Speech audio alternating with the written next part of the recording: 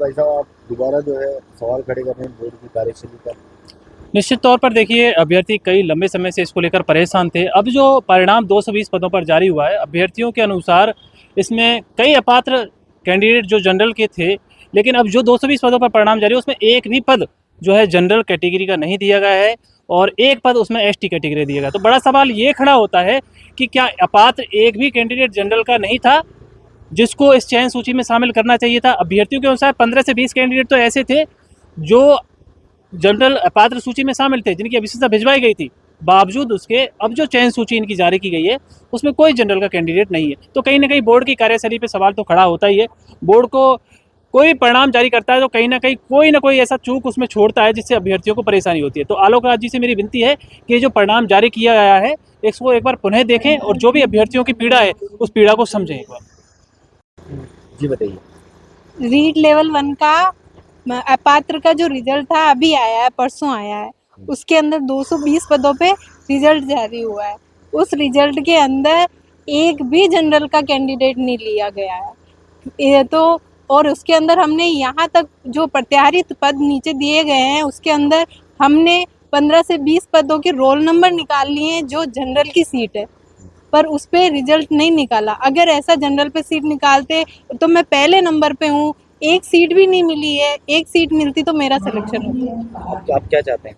अब हम चाहते हैं कि इस रिजल्ट के बारे में अध्यक्ष जी हमें पूरी जानकारी दे, अच्छे से हमें समझाए, हमारी बात रखने का मौका दे। हम उनसे बात करना चाहते हैं, अपनी बात रखना चाहते हैं। और ये किस आधार पर रिजल्ट निकाला है, जबकि वेटिंग निकाली थी तो उसमें जनरल की सीट जनरल को दी गई थी।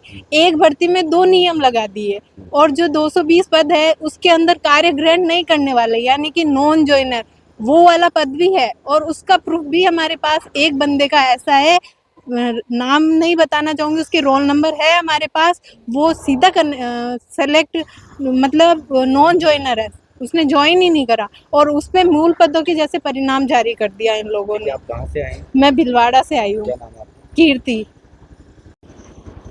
जी बताइए। नमस्कार सर। रीट लेवल 1 का अभ्यर्थी हूँ मैं 2022 की भर्ती में। अभी काफ़ी लंबे समय से हमने बीकानेर से डाटा कलेक्ट करवा के और यहाँ जयपुर भिजवाया था। 3-4 महीने से हम यहाँ जयपुर बोर्ड के चक्कर काट रहे हैं। 220 का अभी इन्होंने परिणाम जारी किया है 1 तारीख को, जिसमें जनरल की एक भी सीट इन्होंने नहीं दी है। सब लगभग 150 के करीब ओबीसी को दी है और अन्य कैटेगरी को दी है। एसटी को मात्र 1 सीट मिली है, लेकिन जनरल को एक भी सीट नहीं मिली।